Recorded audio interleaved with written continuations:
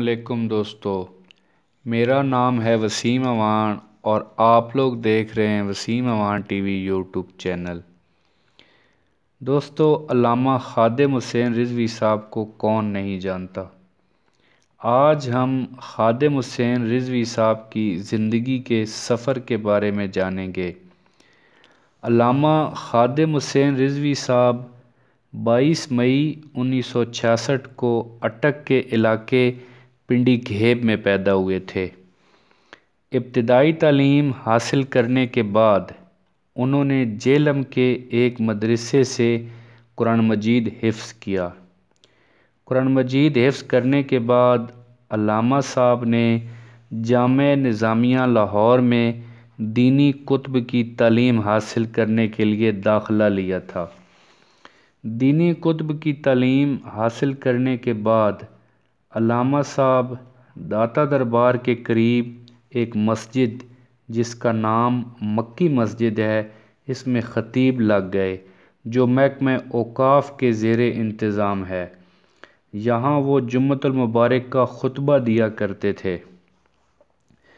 2006 میں ایک دفعہ علامہ صاحب لاہور سے راولپنڈی کا سفر کر رہے تھے کہ راستے میں گجرانوالے کے قریب ان کا کار ایکسیڈنٹ ہوا، جس میں علامہ صاحب دونوں ٹانگوں سے معذور ہو گئے تھے۔ علامہ صاحب کو سیاست میں کوئی گہری دلچسپی نہیں تھی، پر وہ سیاست میں اس وقت آئے جب ننکانہ صاحب کی ایک مسیحی عورت آسیہ ملعونہ نے حضور پاک صلی اللہ علیہ وآلہ وسلم کی بے حرمتی کی۔ توہین رسالت کے جرم میں اس عورت کو گرفتار کر لیا گیا تھا۔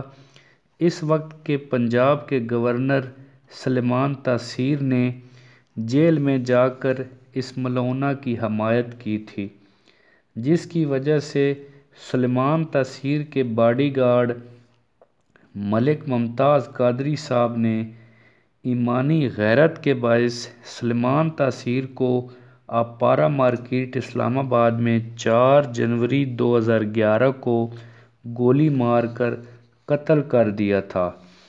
ممتاز قادری کو گرفتار کر کے اڈیالہ جیل منتقل کر دیا گیا تھا۔ مقدمہ چلتا رہا اور اسی دوران خادم حسین رضوی صاحب نے ممتاز قادری کی بھرپور حمایت کی تھی۔ حمایت کے جرم میں حکومت وقت نے علامہ صاحب کی راہوں میں روڑے اٹکانے شروع کر دیے تھے، جس کے بعد علامہ صاحب اپنے فرائض منصفی سے سرگزشت ہو گئے۔ اپنا استعفیٰ دینے کے بعد محکمہ اوقاف سے علیحدگی اختیار کر لی۔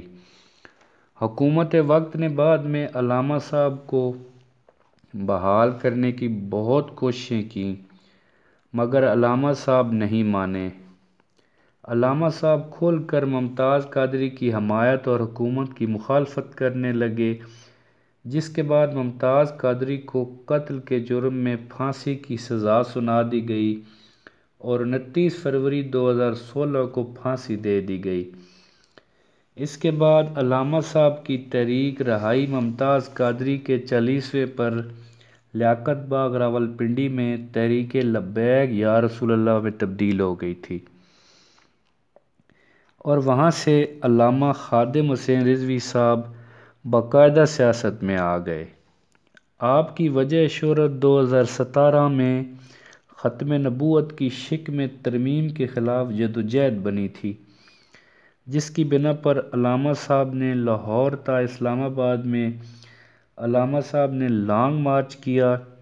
اسلام آباد میں فیض آباد کے مقام پر آپ نے 22 دن دھرنا دیا تھا، جو کہ پاکستان کا کامیاب ترین دھرنوں میں شامل کیا جاتا ہے، جس میں آپ نے اپنے تمام مطالبات منوا لیے تھے اور آپ کے عزم مصمم کے سامنے حکومتی چال بازیاں ریت کی دیوار ثابت ہوئیں، اور آنے والے الیکشن 2018 میں تحریک لبیک پاکستان کے نام سے سیاسی ونگ الیکشن کمیشن میں رجسٹر ہوا۔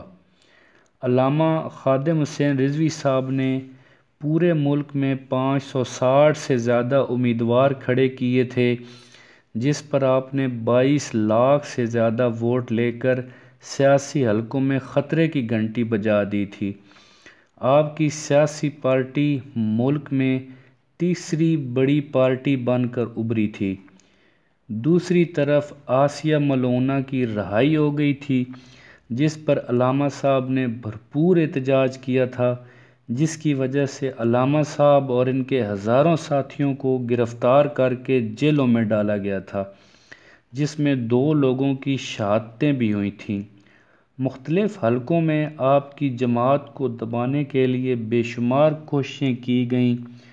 آپ کی تحریک اسلام دشمنوں کے سامنے سیسہ پلائی دیوار بن کر کھڑی ہے۔